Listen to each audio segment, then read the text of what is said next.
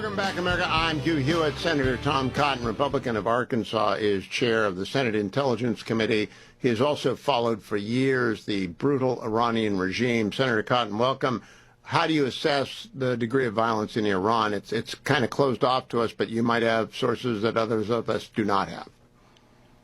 Hugh, you always introduce me as the chairman of the Intelligence Committee. You never caveat that with the fact that it's an oxymoron.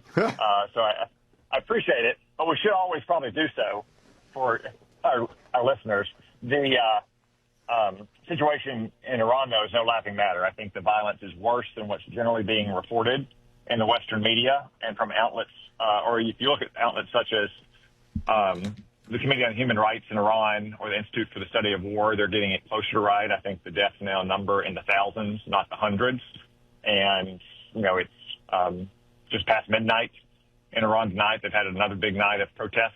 And I think the regime, which doesn't have the ability or the desire to address the underlying grievances of its people, is resorting to one of its probably two only options, which is to increase the brutality towards the people. So I support the moral clarity President Trump has exhibited on this growing crisis and the threats he's made to the Ayatollahs, and certainly support the brave people of Iran who are yearning for freedom. Senator Cotton, the president has made at least 4, I think now 5 threats, one of them on this show, to the regime, that he will hit them very hard, harder than they've ever been hit.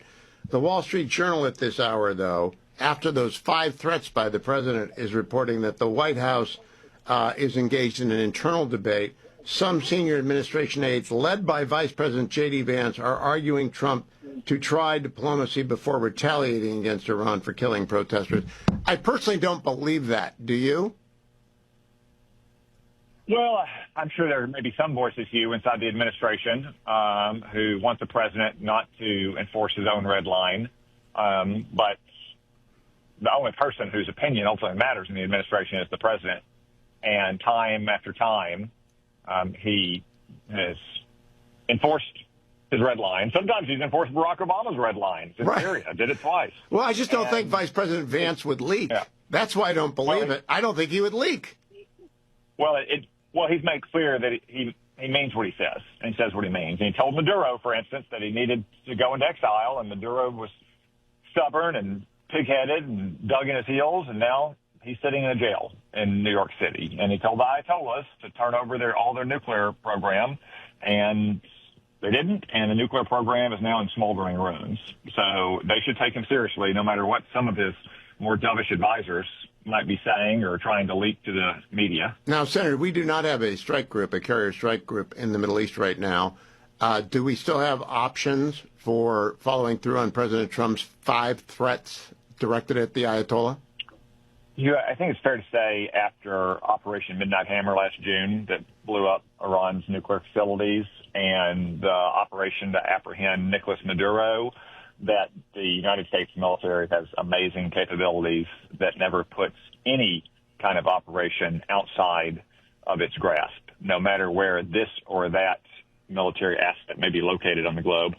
How weak do you think the regime there is? It seems to me, I've been following it for 47 years since the initial Iranian revolution against the Shah. It's never been weaker than right now, but I also believe that they've probably butchered thousands of people in the streets in the last 4 days. I think it's incredibly weak as it's been, maybe since the Ayatollah seized power in 1979.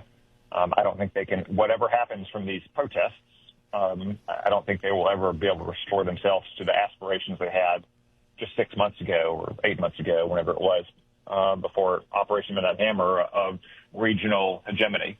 I think they've been exposed to the second or even third-rate power, and their own people have had it with them, as we've seen over the last couple of weeks, and that's why they're having to resort to this kind of brutality. I would like to play for you, Senator Cotton, a segment of President Trump on Air Force One last night when a CNN reporter asked him if he thought that the Iranians took him seriously. Cut number 6. Don't you think so, CNN? Don't you think so? Wouldn't you say that they probably do at this point? After going through it for years with me, being hit, Soleimani, al-Baghdadi, the Iran nuclear threat wiped out?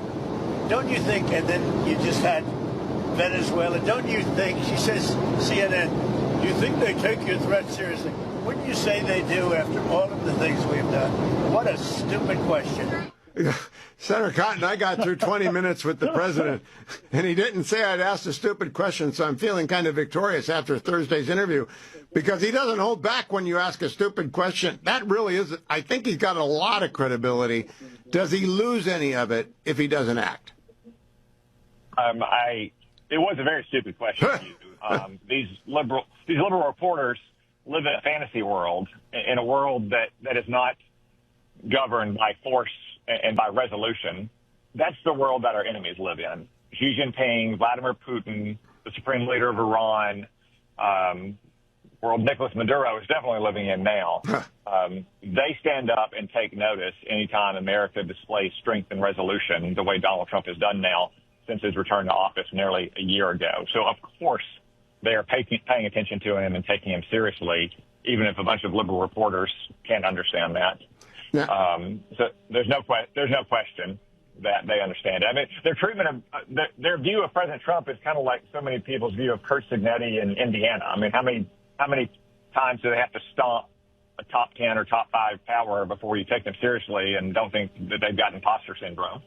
I agree with that, by the way, and that's a very good analogy.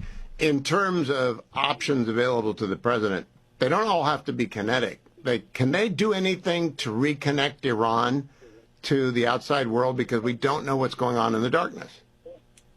Sure, I don't want to get into the precise details of every option, but no, suffice it to say the president has many options to help reduce the violence against the Iranian people and increase the pressure on the regime. Many different levers that the United States can pull. Now, last question, Senator. We know Israel would applaud any application of force there. What about our Gulf state allies? Would they welcome the regime toppling, falling apart in Iran? They might not be vocal about it, Hugh, but I think most Arab nations have had it with Iran and Iran's efforts to try to establish that regional dominance over Arab peoples. And many of those Arab nations have cooperated with us in the past in ways that don't often get a lot of publicity, but is very, very welcome from the United States standpoint. Senator Tom Cotton, always a pleasure. Thank you, Senator. I appreciate your time today.